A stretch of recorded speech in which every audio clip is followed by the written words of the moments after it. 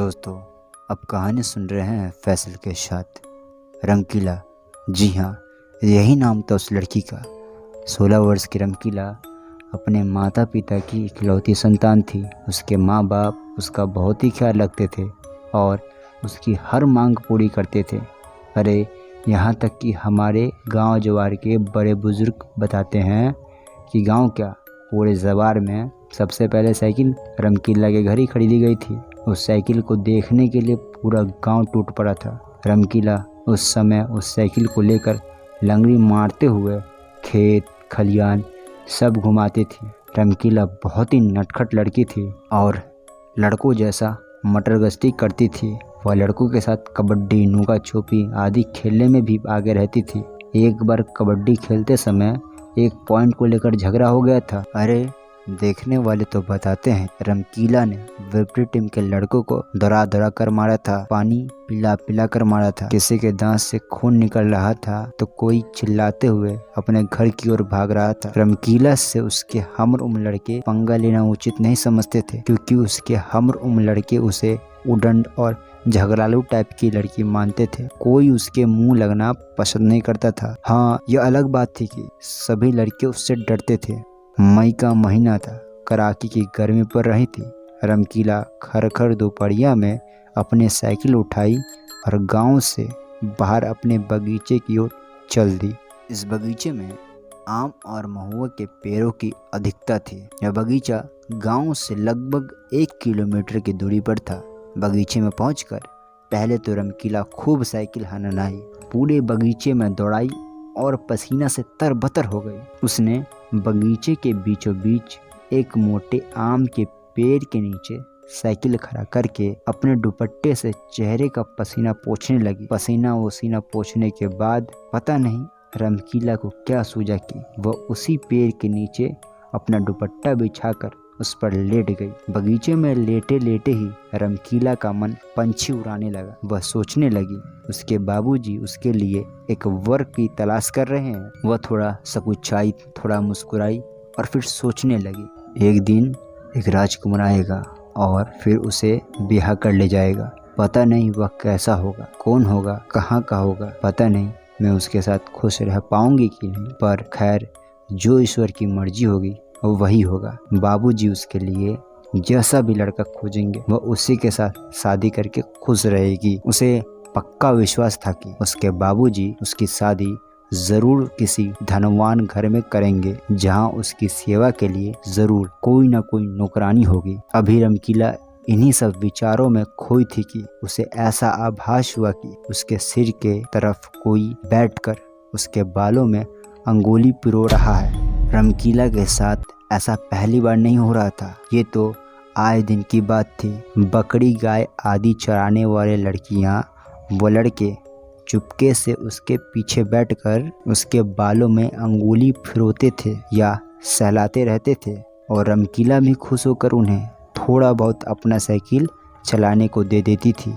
पता नहीं क्यों आज रंगीला को यह आभास हो रहा था कि अंगुलियां कुछ इस तरह पिरोई जा रही है कि कुछ अलग सा ही आनंद आ रहा हो। ऐसा लग रहा था कि कोई बहुत ही प्रेम से बालों को सहलाते हुए अपनी अंगुलियां उसमें पिरो रहा है। आज रंगीला को भी अलग ही आनंद मिल रहा था, जिसमें उसके यौवन की खुमारी भी छिपी लग रही थी। उसके शरीर में एक हल्की सी गुदगुदी हो रही थी और उसे अंगड़ाई लेने का भी इच्छा कर रहा था, पर वह बिना शरीर हिलाए चुपचाप लेटी रही। उसे लगा कि अगर उठकर बैठ गई तो यह स्वर्गिक आनंद पता नहीं दोबारा मिलेगा कि नहीं। उसने बिना पीछे मुड़े हुए धीरे से कहा, 10 मिनट ऐसे ही अंगुलियां और घुमाओ, मैं तुम्हें 1 घंटे तक साइकिल चलाने दूंगी। पर पीछे से कोई भी आवाज नहीं आई। फिर भी रंगीला मस्त मद लेटी रही। उसे हल्की हल्की नींद आने लगी। शाम हो गई थी और रंगीला अभी भी बगीचे में लेटी थी। तभी उसे उसके बाबूजी की तेज आवाज सुनाई दी, रंगीला, बेटा रंगीला, कब से हो यहाँ? मैं तुम्हें तुम्हारी माँ के साथ कब से ढूंढ रहा हूँ। इस सुनसान बगीचे में क्या कर रही हो बेटा? चलो घर चलो। रंगीला ने करवट ली और अपने बाबूजी को देखकर मुस्कुराए। उसके बाबूजी उसे घर चलने के लिए कहकर घर की ओर चल दिए। रमकीला उठी, साइकिल उठाई और लंगड़ी मारते हुए गांव की ओर चल दी। उस रात पता नहीं क्या हुआ कि रमकीला ठीक से सो नहीं रही थी। पूरी रात करवट बदलती रही। जब भी सोने की कोशिश करती उसे बगीचे में घटी आज दोपहर की घटना याद आ जाती। वह बार बार अपने दिमाग पर जोर डालकर यह जानना चाहती थी कि आखिर कौन था वह अब पछता रही थी कि उसे लग रहा था कि पीछे मुड़कर उसे बात करनी चाहिए थी, लेकिन वह करे तो भी क्या करे। उस अनजान व्यक्ति के कोमल प्यार भरे स्पर्शों से उसे अचानक कब नींद आ गई थी पता ही नहीं चला। अरे अगर उसके बाबूजी बगीचे में पहुंचकर उसे जगाते नहीं तो पता नहीं कब तक सोती रहती। सुबह जल्दी जागकर रमकीला फिर अपनी साइकिल उठाकर उस बगीचे में चली गई। सुबह की ताजी हवा पूरे बगीचे में हिचकोले ले रही थी।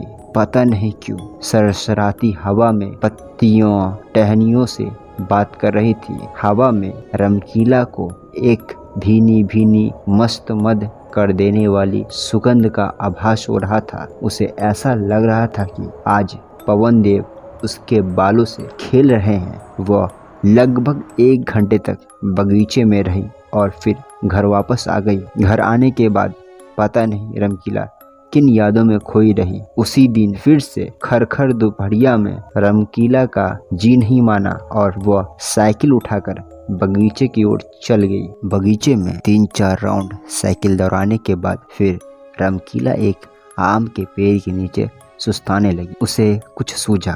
वो हल्की सी मुस्कुराई और अपने दुपट्टे को अपने सिर के नीचे लगाकर सोने का नाटक करने लगी। अभी रमकीला को लेटे 2-3 मिनट भी नहीं हुए थे कि उसे ऐसा लगा कि कोई उसके बालों में अंगुली पिरो रहा है। वह कुछ बोली नहीं पर धीरे धीरे अपना हाथ अपने सिर पर ले गई। वह उस अंगुली को पकड़ना चाहती थी जो उसके बालों में घुसकर बालों से खेलते हुए उसे एक सुखद आनंद की अनुभूति करा रही थी। पर उसने ज्यों अपना हाथ अपने सिर पर ले गई वहां उसे कुछ नहीं मिला, पर ऐसा लग रहा था अभी भी कुछ अंगुलियां उसके बालों से खेल रही है। रमकीला को बहुत ही अचंभा हुआ और वह तुरंत उठकर बैठ गई। पीछे सर घुमाकर देखा तो गजब हो गया, पीछे कोई नहीं था। उसे लगा कि शायद जो था वह इस पेड़ के पीछे छिप गया हो, पर फिर उसके मन में एक बात आई कि जब वह अपना हाथ सिर पर ले गई थी तो वहाँ कुछ नहीं मिला था। फिर भी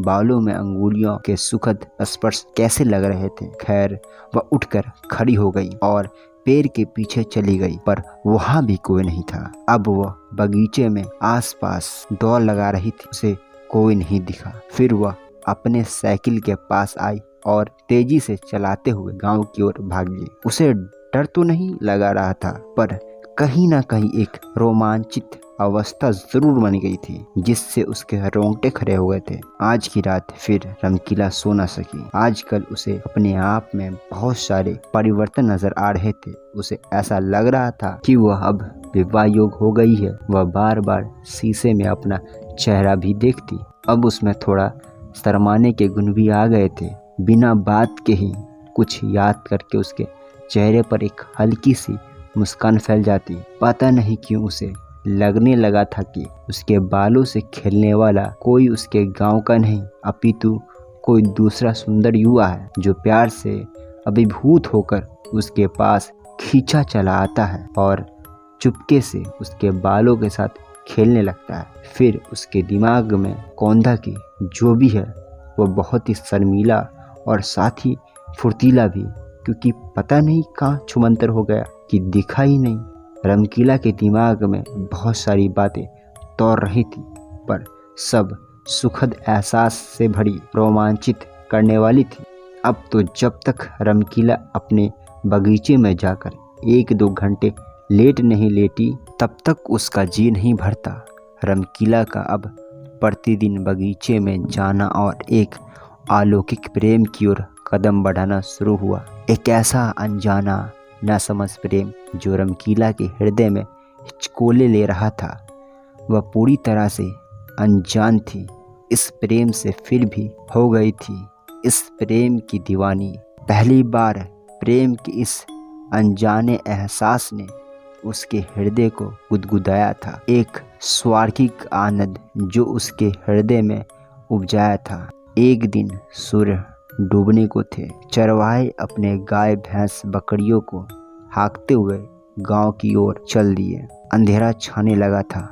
ऐसे समय पर रमकीला को पता नहीं क्या सूझा कि वह अपनी साइकिल उठाई और बगीचे की ओर चली आई। आज उसने बगीचे में पहुंचकर साइकिल को एक जगह खड़ा कर खुद ही पास में खड़ी हो गई। उसे कुछ सूझ नहीं रहा था। उसे पता नहीं क्यों ऐसा लग रहा था कि कोई तो है जो उसे अभी उस बगीचे में बुलाया, और वह भी अपने आप को रोक न सकी और खींचते हुए इस बगीचे की ओर चली आई। 2-4 मिनट खड़ा रहने के बाद रमकीला थोड़ा तन गई। अपने सुकोमल हृदय को कठोर बनाकर बुदबुदाई, अगर वह कोई इंसान नहीं होकर कोई भूत निकला तो? खैर जो भी हो, मुझे पता नहीं क्यों इस रहस्यमय जीव से मुझे प्रेम हो गया है। भूत हो तो भूत हो या कोई दैव आत्मा, अब तो मैं इससे मिलकर रहूंगी। इंसान इंसान से प्रेम करता है, मैं अब इसी देव आत्मा से प्रेम करूंगी और अपना हमसफर बनाऊंगी। इस अनजाने अनसमझे प्यार का परिणाम क्या होता है? अगर वह इंसान नहीं हुआ तो कौन है और किस दुनिया का रहने वाला है? कैसी है उसकी दुनिया?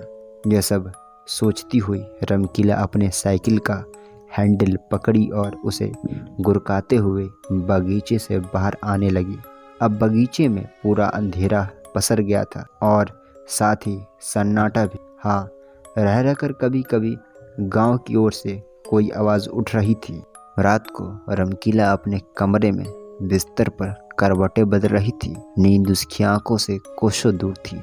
एक अजीब से सिरहन गुदगुदी का एहसास हो रहा था उसको। उसे कभी हंसना तो कभी रोना आ रहा था। तभी अचानक उसके कमरे में जंगल से एक बहुत ही तेज डरावनी सरसराती हवा अचानक उसके कमरे में प्रवेश की। बिना बहती हवा के अचानक बहने से वह थोड़ा सहम गई और फटाक से उठकर बैठ गई। उसकी सांसें काफी तेज हो गई थी। वह धीरे धीरे लंबी सांस लेकर अपने बढ़ते दिल की धड़कन को भी काबू करने का प्रयास करने लगी। तभी उसे ऐसा लगा कि कोई उसके कानों में हौले हौले भारी आवाज में कुछ गुनगुना रहा है। बढ़ती दिल की धड़कन कुछ तो कह रही है, मैं तेरा दीवाना चलता परवाना हूँ, तू क्यों नहीं यह समझ रही है। इसी के साथ उसे लगा कि वह सरसराती हवा उसके बिस्तर के बगल में हल्के से मूर्त रूप में स्थिर हो गई, पर कुछ भी स्पष्ट नहीं है। अचानक उसे लगा कि वही बगीचे वाली सुकोमल हवा और हाथ उसके बालों के साथ खेल रही है। उसे एक चरम आनंद की अनुभूति हो रही है। वह चाहकर भी कुछ न कर सकी और धीरे धीरे फिर से लेट गई। उसके लेटते ही ऐसा लगा कि उसके कमरे में रखी एक काठ कुर्सी सरकते हुए उसके सिरहाने की ओर आ रही है। वह करवट बदली और उस काठ कुर्सी की ओर नजर घुमाई। तब तक वह काठ कुर्सी उसके सिरहाने आकर लग गई। फिर बिना कुछ कहे एक मस्त मंद अल्पर प्रेमा गाना की तरह अंगड़ाई लेते हुए सांसों को तेजी के साथ छोड़ते हुए वह फिर से चुपचाप बिस्तरे पर लेट गई। उसके लेटते ही वह सुकोमल हाथ फिर से उसके बालों से खेलने लगे।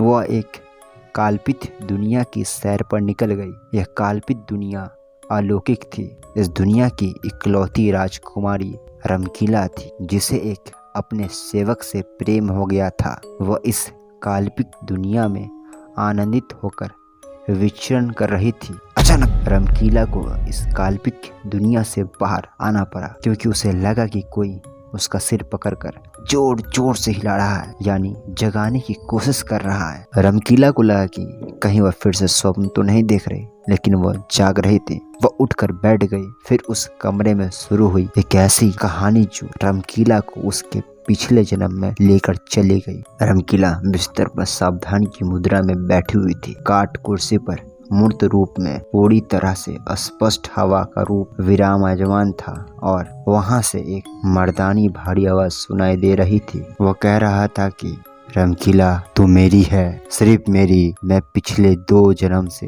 तुझे प्रेम कर रहा हूँ। मैंने हर जन्म में तुझे अपनाने की कुछ न कुछ गलत कदम उठाया है, पर इस जन्म में मैं तुझे सच्चाई से पाना चाहूँगा। वह आवाज़ आगे बोली, याद है पिछले जन्म में भी मैं तुझे बहुत प्रेम करता था, पर तू मेरे प्रेम को समझ न सकी और मैं भी बावला पागल तुझे पेड़ से धक्का दे दिया। यहाँ मैं आप लोगों को पूजा की कहानी की याद दिलाना चाहूँगा, जो गांव की बेहद सुंदर लड़की थी और उसे एक बेरिहार का लड़का अपनाना चाहता था, पर पूजा के पिता द्वारा मना करने पर उस बेरिहार पुत्र ने आत्महत्या कर ली थी और प्रेत बन गया था। बाद में वही प्रेत पूजा को मार देता है। पूजा अब रमकीला के रूप में फिर से पैदा हुई थी। मैं वही हूँ, अब मैं बदल गया हूँ। भले मैं आत्मा हूँ, एक प्रेत हूँ, पर मैं अब तुम्हें कोई नुकसान नहीं पहुँचाऊंगा और मैं अब तुम्हें नफरत से नहीं बल्कि प्रेम से जीतूंगा। उस हवा रूपी आवाज़ की बातें सुनकर रमकीला एक पागल प्रेमी की तरह उठकर उस कुर्सी पर विराजमान मूर्त पर स्पष्ट हवा से लिपट गई। वह सिसक सिसक कर कहने लगी, तू जो भी हो, पर तू मेरा पीर है। मैं अब तेरे बिना जी नहीं सकती। तू अब देर न कर, अभी मेरी मांग सिंदूर से भर और मुझे अपना बना। मुझे सदा सदा के लिए अपने साथ ले चल। इतना कहने के बाद रमकीला को पता नहीं अचानक क्या हुआ कि वह बिस्तरे पर गिर गई। सुबह सुबह रमकीला के माता पिता रमकीला के कमरे का दरवाज़ा पीटे जा रहे थे, पर वह उठने का नाम नहीं ले रही थी। रमकीला के माता पिता बहुत ही परेशान हैं, क्योंकि रमकीला के कमरे से कोई सुगबुगाहट नहीं आ रही है। आसपास के कुछ लोग भी एकत्रित हो गए। सब चिल्ला चिल्ला कर रमकीला को जगाने की कोशिश कर रहे हैं। अंततः रमकीला के माता पिता ने कमरे का दरवाज़ा तोड़ने का फैसला किया, क्योंकि वे अब किसी अनहोनी का इंतजार नहीं करना चाहते थे। लकड़ी के दरवाजे पर कसकर एक लात पड़ते ही अंदर से लगी उसकी किल्ली निकल गई और भड़ाक से करके दरवाज़ा खुल गया। दरवाज़ा खुलते ही रमकीला के माता पिता रमकीला के बिस्तर की ओर भागे। साथ में आसपास के कई लोग भी थे। रमकीला के कमरे का हुलिया पूरी तरह बदला हुआ था। कमरे में एक अजीब सी भीनी भीनी खुशबू पसरी हुई थी और साथ ही रमकीला के बिस्तर पर तरह तरह के फूल बिछे हुए थे। पास पड़ी कुर्सी पर सिंदूर का एक डिब्बा पड़ा हुआ था और ऐसा लग रहा था कि बिस्तरे पर रमकीला नहीं, कोई नवविवाहित लाल साड़ी पहनकर औंधे मुंह लेटी हुई है। रमकीला की माँ ने देर न की और बिस्तर पर सोई उस महिला को झंझोड़ने लगी। उस सोई वरुणी ने करवट बदला और आंखें मलते हुए उठकर बैठ गई। सभी लोग अचंभित हो गए थे, पर रमकीला का यह रूप देखकर उन्हें सांप सूंघ गया था। दरअसल वह रमकीला ही थी, पर वह एक नवविवाहिता की तरह सजी सवरी हुई थी। उसके हाथों में लाल लाल चूड़ियां थी, तो पैर में महावर लगा हुआ था। पता नहीं कहां से उसके पैर में नए छावल भी आ गए थे। सर पर सोने का मांग टीका शोभा पा रहा था और उस मांग टीके के नीचे सिंदूर की हल्की आभा बिखरी हुई थी। सभी लोग हैरान परेशान। अरे रात को ही तो रमकीला अपने कमरे में आई थी, दरवाजा नहीं खुला तो इतना सारा सामान कहाँ से आ गया था उसके कमरे में? उसे एक नवदुल्हन की तरह कौन सजा गया था? क्योंकि उसको जिस तरह से सजाया गया था उससे ऐसा लग रहा था कि कोई 8-10 महिलाओं ने 2-4 घंटे मेहनत करके उसे सजाया है। रमकीला के माता पिता परेशान थे कि उसके घर में इतना कुछ हो गया और उनके कान में रूह तक नहीं जेगा। रमकीला बिस्तर से उठी, उसके चेहरे पर हल्की सी मुस्कान थी। वो अपने कमरे में अस्तबंद खड़े लोगों, विशेषकर अपने माता पिता की ओर देखने लगी। वह धीरे धीरे चलकर अपने माता के पास गई और उनके गले लग गई। उसने कहा कि माँ, मैं अब विवाहित हूँ। इसके बाद भी उसकी माँ कुछ बोल न सकी। सभी लोग आश्चर्य में डूबे। धीरे धीरे यह बात गांव क्या पूरे जवार और जिले में फैल गई। लोग रमकीला के गांव की तरफ आते और सच्चाई जानने की कोशिश करते, पर गांव के लोगों की सुनी बातों पर अविश्वास करके सिर हिलाते हुए चले जाते। जी हाँ, उस रात रमकीला ने प्रेत से विवाह कर लिया था।